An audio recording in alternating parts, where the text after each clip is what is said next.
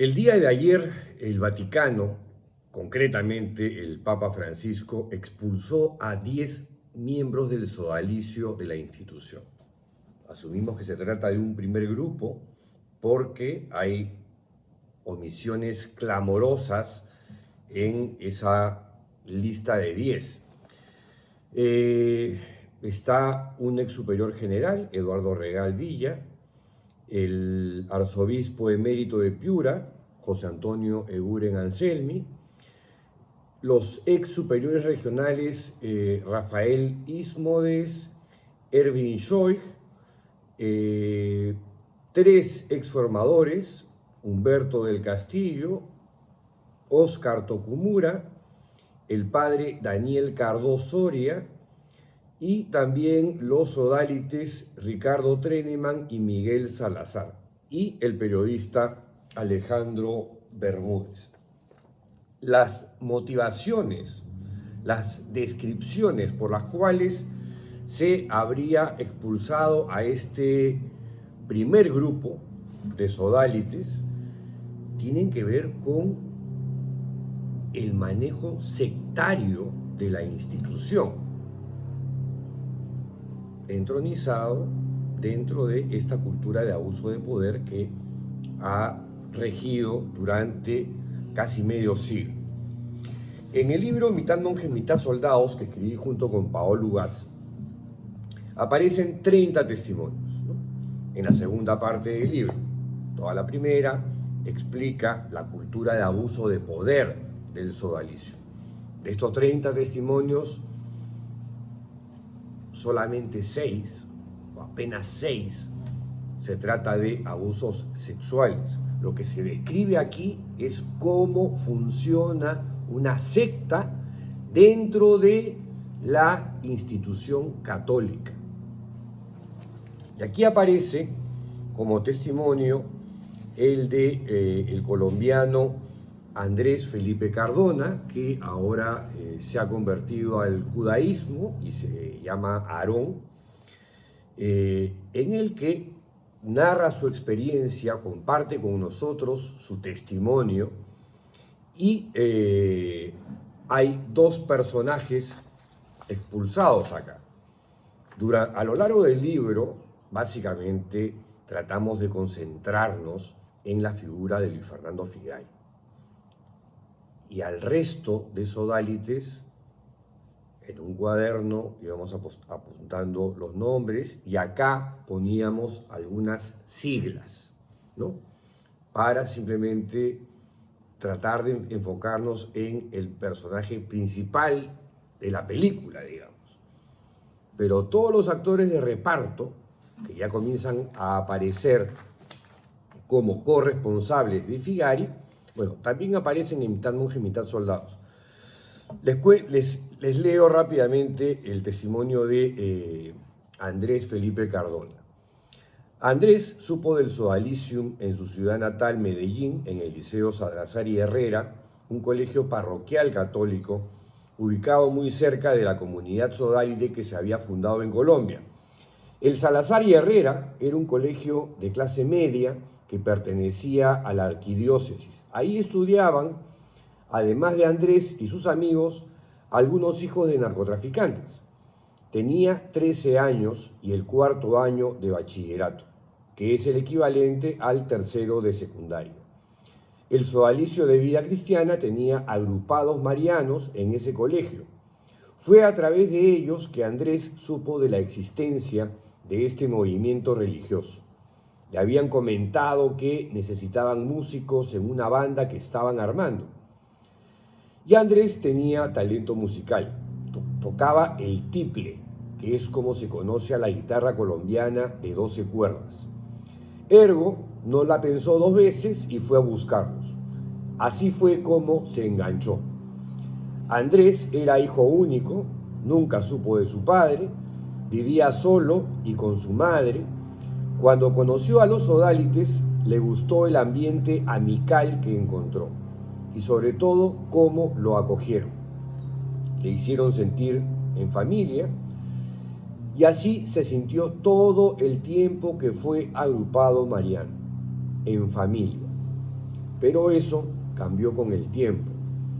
El candidato ideal para el sodalicium, según Andrés, tenía que ser ante todo bonito y agradable y de buena posición económica, de estrato 5 o 6, como los catalogan allá.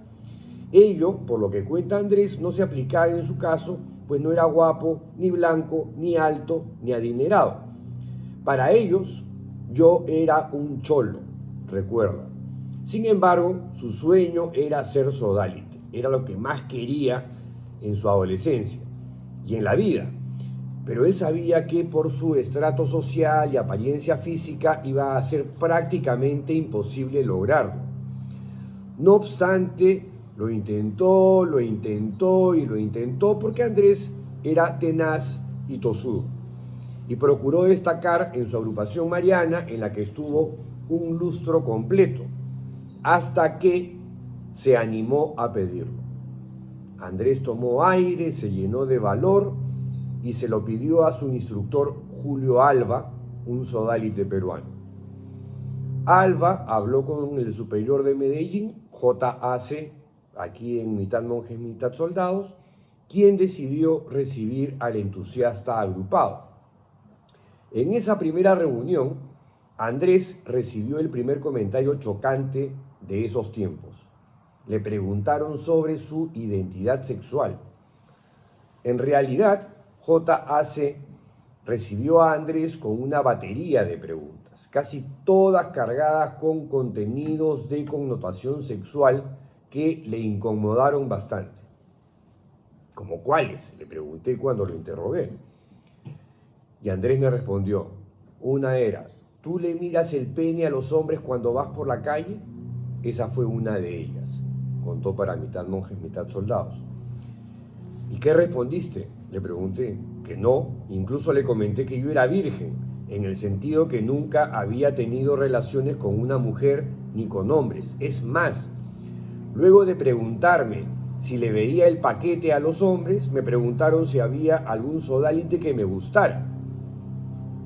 Años después de este interrogatorio, Andrés se enteró que algunos sodalites habían estado preguntando entre sus amigos si tenía tendencias homosexuales.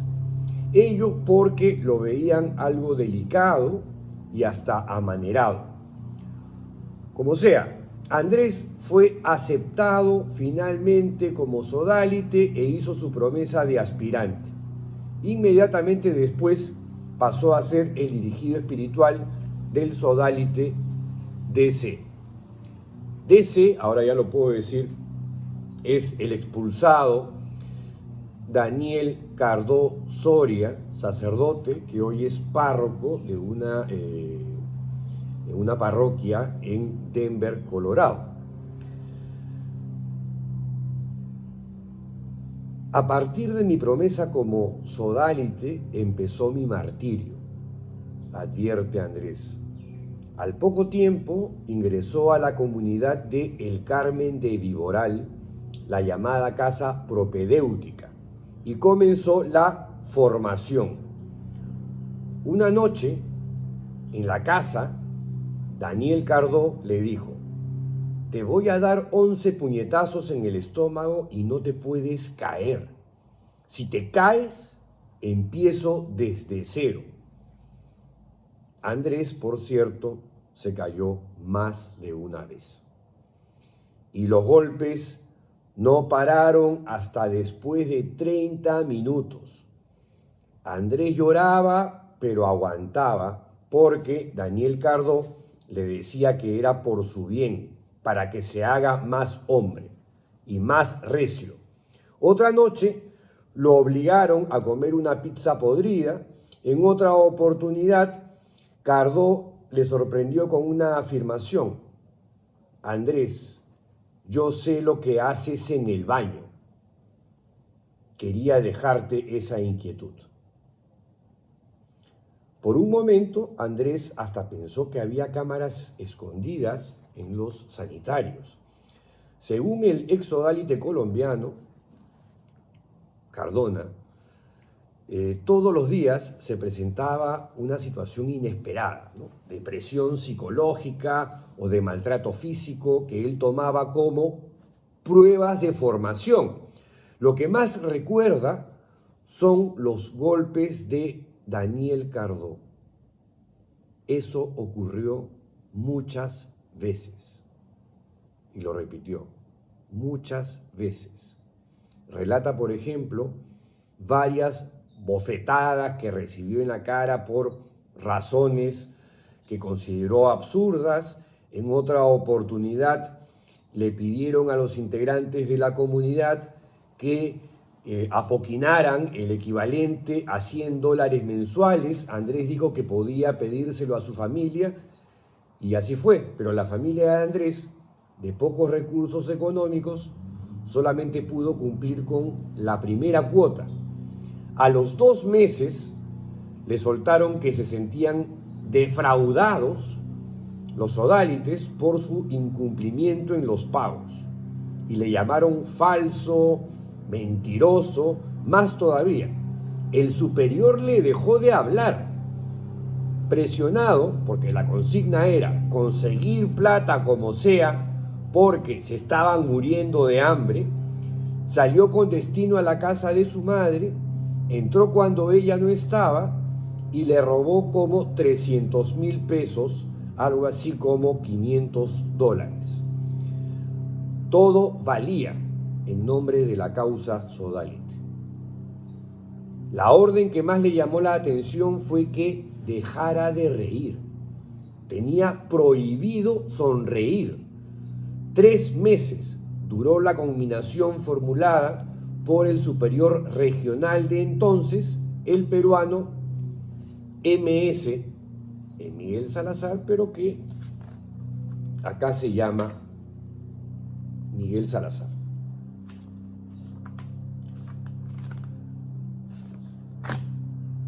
Quien hoy por hoy se encuentra en Arequipa y es el representante del Sodalicium en la Universidad Católica San Pablo.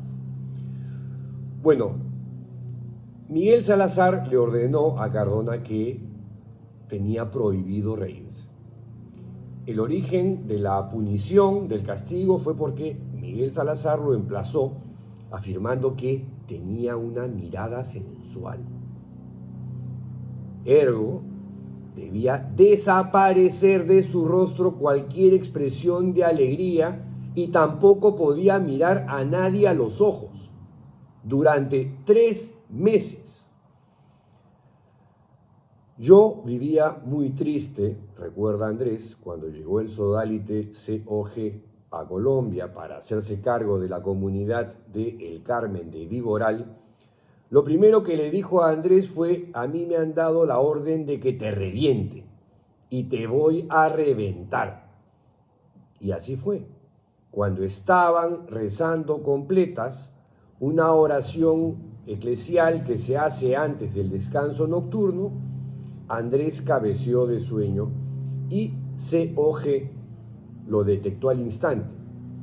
Finalizado el rezo, le ordenó a Andrés que se ponga una ropa de baño y se metiera al lago que estaba como a 1,5 kilómetros de distancia de la comunidad. Lo que más le inquietó de la absurda orden fue que tenía que atravesar de noche por zonas boscosas en las que había grupos paramilitares agazapados y tenía que cruzar tramos que pertenecían a propiedades privadas protegidas por guardianes armados y canes con ganas de morder. Eran las 12 de la noche y el frío montañoso era paralizador. Por supuesto que lo hizo. Lo único que no puede hacer un sodalite es parir, reza una de las máximas de Luis Fernando Figay. Y arriesgar la vida o la salud no significa nada para un sodalite que quiere ser santo y acata la voluntad de Dios a través de la boca de su superior. Al mismo tiempo, evoca para esta publicación cuando estuvo 3 días sin comer nada como consecuencia de otra orden, obviamente. Solamente podía comer y chupar trozos de hielo. Ese fue su único alimento durante una de las pruebas que le hicieron experimentar cuando le pidieron encima que durante un mes no viera a nadie de la comunidad. El castigo se lo impusieron un día a la hora del almuerzo. Le pidieron que contara un chiste, pero que si nadie se reía, entonces se abstuviera de ingerir alimentos. Y eso fue lo que pasó. Andrés pensó un buen rato, hizo la broma, pero nadie sonrió siquiera y se quedó sin probar bocado 3 largos días.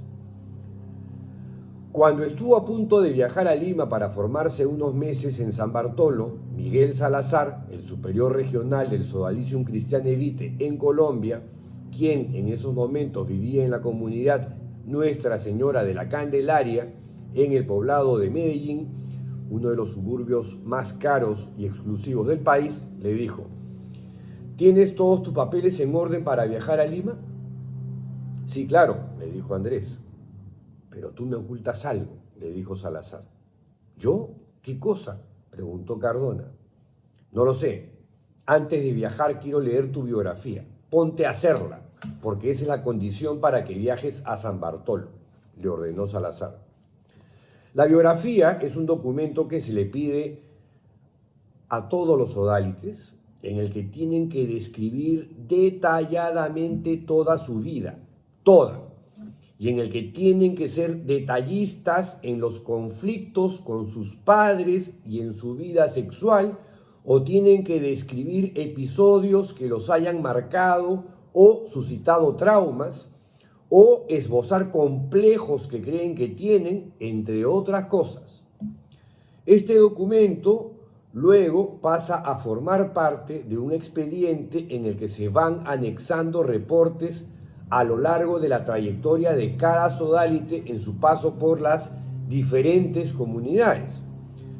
Lo suelen pedir el primer año de aspirantado, ¿no?, que es el primer escalafón en la organización, pero pueden exigirlo todas las veces que sea requerido, ya sea por el superior o por el director espiritual. Andrés, en sus 5 años de sodalite viviendo en comunidad, hizo 5 biografías. Es lo que recuerda. Sin embargo, esta que le pidió Miguel Salazar debía enfocarse exclusivamente en su vida sexual. Y aquí plantea la reflexión de Andrés en ese momento. Dice: no entiendo, pero si ya les conté todo, ¿qué más quieren que pongan? Y como las ganas de Cardona por estar en San Bartolo eran muy poderosas, concluyó: bueno, si creen que estoy omitiendo algo sobre mi vida sexual y quieren que les cuente algo, bueno, lo invento y ya. Y se puso manos a la obra, en plan García Márquez, fabuló sobre un par de encuentros con enamoradas inexistentes a las que había manoseado, masturbaciones furiosas imaginando caleñas calenturientas desprovistas de ropa, sueños húmedos y tormentosos con actrices de la televisión, y para ser plural en este esfuerzo erótico literario, también escribió lo que le había tocado los huevos a un señor. Y así. La respuesta de Miguel Salazar, cuando leyó esta ficción de Cardona, fue: con esta historia sexual no te puedo dejar ir a San Bartolo. Ya Cardona, que no entendía nada, ¿por qué ahora? Veo que has tenido una vida sexual muy desordenada, tan desordenada que creo que te voy a pedir que regreses a la casa de tus padres durante un tiempo sin dejar de ser sodalite. Y más adelante evaluaremos tu retorno a una comunidad. Andrés se quedó inmovilizado, no replicó nada porque pensó que iba a ser peor el reconocer que todo lo había inventado justamente para poder viajar a las casas de formación de San Bartolo, el destino mítico donde los sodalites se forjan como espadas toledanas y salen convertidos en guerreros de Dios. Como sea, Andrés se apenó mucho, cogió sus cosas y se fue a su casa. Bueno, de ahí cuenta la historia cuando lo vuelven a buscar para que regrese y esa cosa se convirtió en una suerte de persecución, de asedio, y ya comienza él a cavilar que a ese lugar ya no quería volver, ¿no?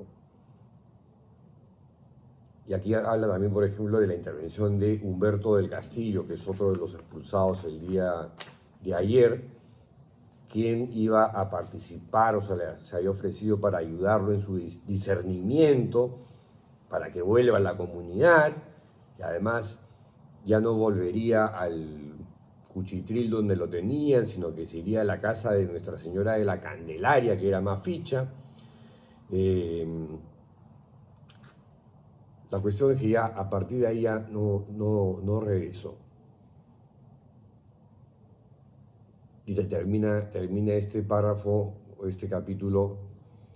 Lo buscaron infinidad de veces, pero Andrés cambió el número de su celular y le dio instrucciones a su madre para que no le pase las llamadas y lo niegue si lo iban a visitar.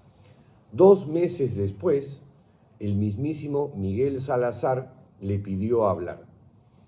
Andrés consintió esa conversación. Miguel Salazar se empeñó en que regresara y Andrés le dijo que no.